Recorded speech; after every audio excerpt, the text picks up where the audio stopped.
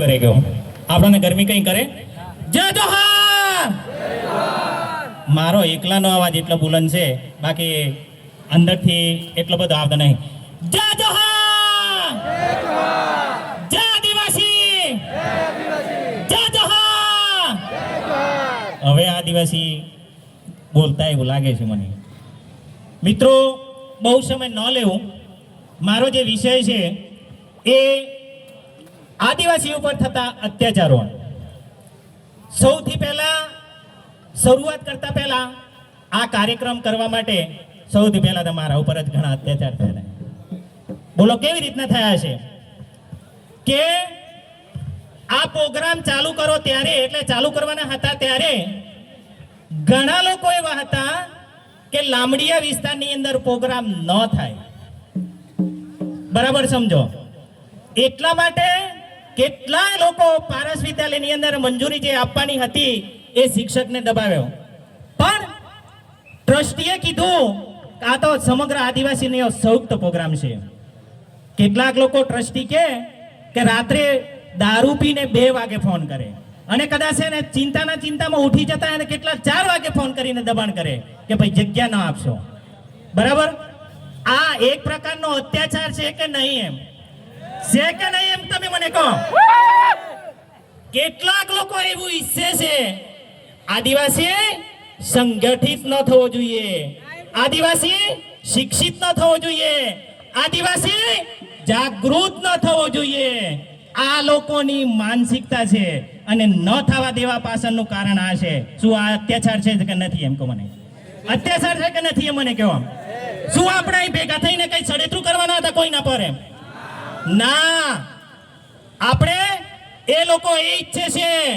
આદિવાસી જાગૃત થાય શિક્ષિત થાય સંગઠિત થાય તો બોલતો થાય પૂછતો થાય તો પછી આપણે કરેલા કામો એ બહાર આવે આ નથી ઈચ્છતા તમને લોકોને ખબર હોય આ પ્રોગ્રામ 1 મહિના પહેલો ચાલુ હતો ત્યારે કેટલાક લોકો આપણા સમાજની અંદર સૌથી વધારે જો અત્યાચાર કર્યો હોય તો આપણા સમાજના લોકોએ જ કર્યો છે બીજા સમાજના લોકોએ નહીં બરાબર સમજી લો હવે તમે વિચાર કરો જો આપણે એક તીર એક સમાન આદિવાસી હોય તો આજે બધા ભેગા બેસવા જોઈએ કે ન બેસવા જોઈએ આ કોંગ્રેસનો પ્રોગ્રામ નથી આ ભાજપનો પ્રોગ્રામ નથી આ બાપનો કે આપનો પ્રોગ્રામ નથી તો એ લોકોને પેટમાં શું દુખે છે મને કહો એની અંદર મુખ્ય મુદ્દો એ છે ભાઈઓ કે જે પૈસા પેટ્રોલની અંદર ગાડીમાં પૂરવાના આલે છે એ બિન આદિવાસી લોકો તરફથી આપે છે બિન આદિવાસી લોકો તરફથી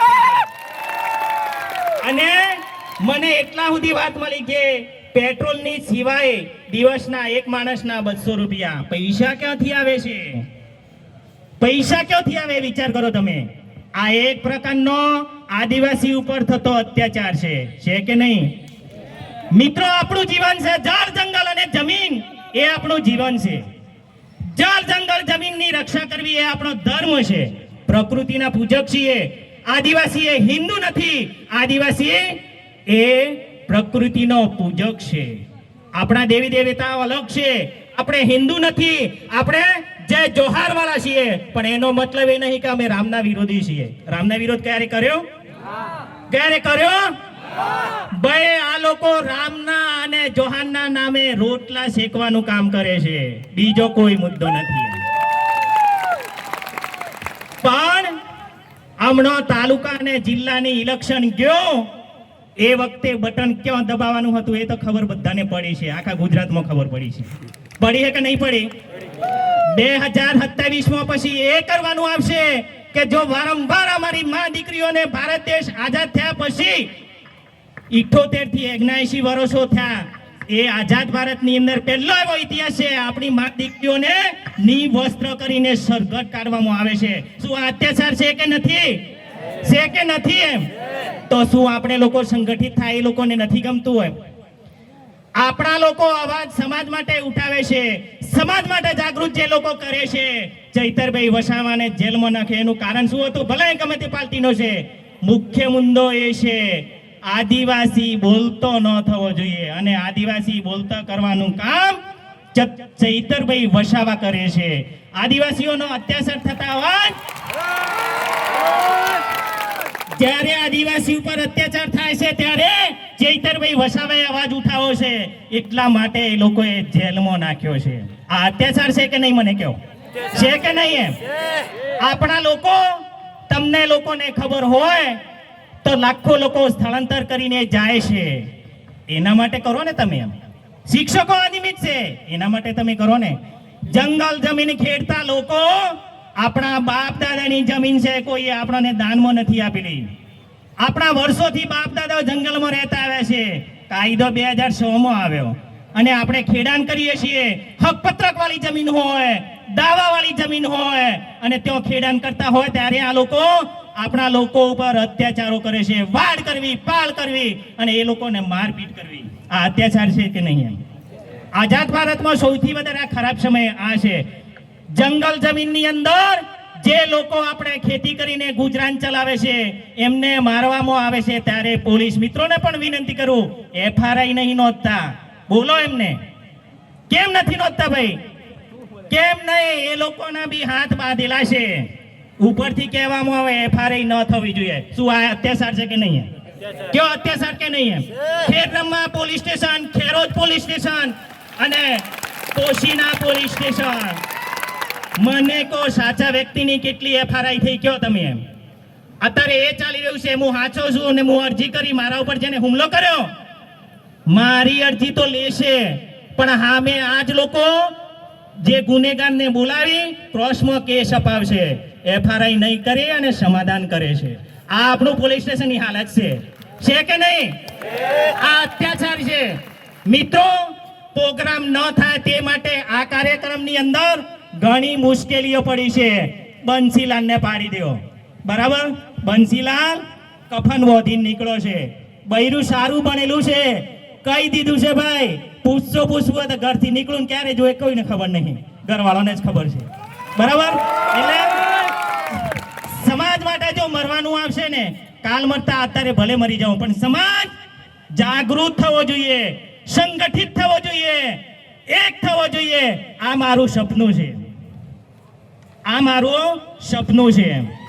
એટલે આપણી મા દીકરીઓ પર સમાજની અંદર ગેટા બકરાની જેમ સ્થળાંતર કરીને જે લોકો આપી રહ્યા છે, એ દીકરીઓની શું હાલત છે તમને ખબર છે કે? આપણે સમાજની અંદર તમે સગું કરો છો ત્યારે એક આગુ હોય, સામે વ્યક્તિ આગુ હોય ને આ વ્યક્તિ અહીંનો આગુ હોય, બધું પૂછે છોકરો ભણેલો છે કે ના, જમીન છે કે ના, કેટલા પૈસે, નોકરી કરે છે કે ના, આવું બધું પૂછીએ અને આગુને જવાબદારી લેવાડીએ. અત્યારે તો હોટલોમાં ત્યાં આપણી મા દીકરીઓને રાખીને શોધો કરવામાં આવે છે. આ અત્યાચાર છે કે નહીં? આ લોકોને ગણી ગણીને 2027માં જે હોય, કોઈ બી પાર્ટી હોય, પાર્ટી ભૂલી જાઓ. આપણે પાર્ટી અને ધર્મના નામે આ લોકો રાજ કર્યું છે. કોણ છે આ? ત્યાં તો ભાઈ જોહાર વાળા, કોણ છે રામ વાળા, કોણ છે બજરંગ દળ વાળા, કોણ છે વિશ્વ હિન્દુ પરિષદ વાળા, કોણ છે RSS વાળા. આ ભાગલા પરો રાજ કરો, એ અંગ્રેજોની રાજનીતિ એ તમે સમજી નહીં શકતા. એમ સમજો બરાબર? આપણે બરાબર સમજો, ધર્મના નામે ભાગ પાડે છે, રાજકારણના નામે ભાગ પડે છે અને આ થયું ને તો આવનારા સમયમાં આપણી મા દીકરીઓ જે બહાર જાય છે તે ત્યાંથી અત્યારે એ લોકો લડવા માટે તમારા વિસ્તારમાં આવી રહ્યા છે. તમને ખાલી વોટ આપવા માટેનો ઉપયોગ કરવામાં આવશે.